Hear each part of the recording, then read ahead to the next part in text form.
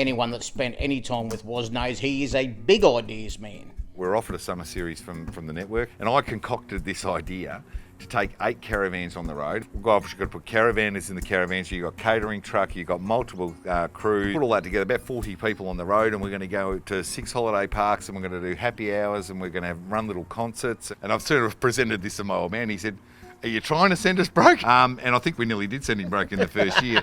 And so every year was like bringing this family back together, and we go on the road for 18 days, and it was pretty tiring. And you know, as you went through, but you had your family there. You know, you're on the road family. It was a whole different experience. So I would hope that we can at least do one more of those bigger convoys at some point in the future.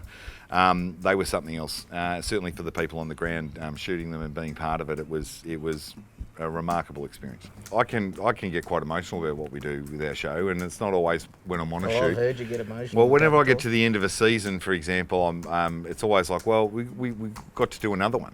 You know, fantastic. You know, and we do 32 episodes a year, so it's no mean feat.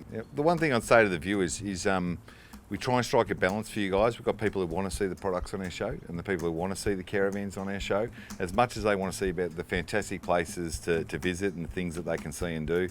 And keep watching. And like all of us, Woz has a particular moment that sticks out along his journey.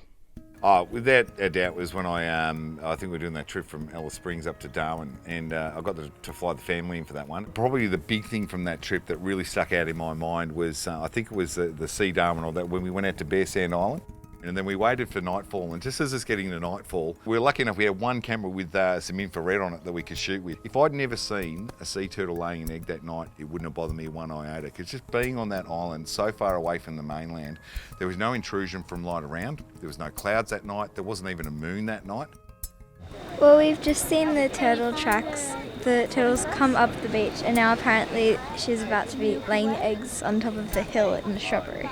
Whilst the turtles went to the task of digging their nests, the Turtle Tracks team gathered their data. So I'm just going to have a look if she's been tagged yet. Starting with the left, she's got one there, and that's K46061. Now, one of the magical things about doing What's Up Down Under over the last several years is you get to do things like this, and it's just magic. It was that beautiful, magical experience. Probably the thing that stands out in my entire mind of what I've done with this show, that's the thing that really, everyone should do that if they can. Would now be a good time to ask for a pay rise? It's never a good time to ask for a pay rise. Fair enough, I'll leave it alone for another time. Especially not in the middle of a world pandemic. I'll leave it alone.